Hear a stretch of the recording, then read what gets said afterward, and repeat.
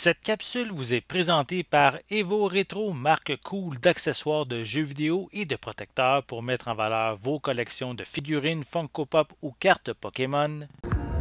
Bonjour, je suis Clifford Matthews et voici une critique du film de Buzz Lightyear pour Ciné Techno.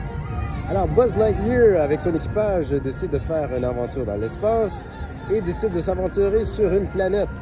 Malheureusement, cette planète qu'elle croyait qu'il avait des êtres vivants était habitée par d'autres extraterrestres, mais pas aussi amicales qu'il croyait. Après un échec de se faire une fuite, ils se sont écrasés sur cette planète. Et puis malheureusement, Buzz se sent coupable qu'il a laissé tomber son équipage.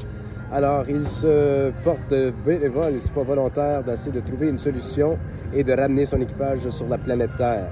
Malheureusement, après quelques échecs de sa part, qui pour lui il semblait que quelques années, ou quelques heures, pardon, c'était des années, si pas des décennies, pour son équipage. Après quasiment 80 ans ont passé d'années de son équipage, il se retrouve avec une nouvelle équipe et puis ceux-ci affrontent de nouveaux vilains. De nouveaux vilains, vous l'avez sans doute douté, nous voyons le vilain Zurg, qui était le vilain de choix, de préférence de l'animation Pixar.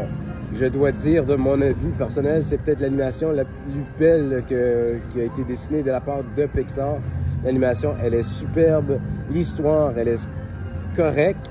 Il y a des hauts et des bas, mais on voit vraiment un cheminement de Buzz Lightyear en soi. Est-ce que c'est fidèle au personnage de Toy Story? En concept, oui, mais c'est pas vraiment le Buzz Lightyear, car Buzz Lightyear, que nous avons connu auparavant, ce n'était qu'un jouet, tandis qu'ici, on parle du véritable Buzz Lightyear, le personnage qui a inspiré le jouet. Alors, sur ça, est-ce qu'il y a des déceptions? Peut-être, si on s'attendait que ce soit le Buzz Lightyear, le jouet. Mais, en somme, moi, personnellement, j'ai bien aimé le film, même s'il y avait des hauts et des bas. Et de plus, je devrais dire qu'il y a plusieurs petites surprises, il y a plusieurs clins d'œil, il y a des histoires de science-fiction dans le passé, telles que Star Trek, Star Wars même, et autres que je ne vais pas trop en dévoiler. Alors, le Buzz Lightyear, il est présentement disponible sur vidéo en demande et puis sur Disney+. Alors, encore une fois, pour Ciné Techno, je m'appelle Clifford Matthews et merci beaucoup pour l'écoute et bonne soirée.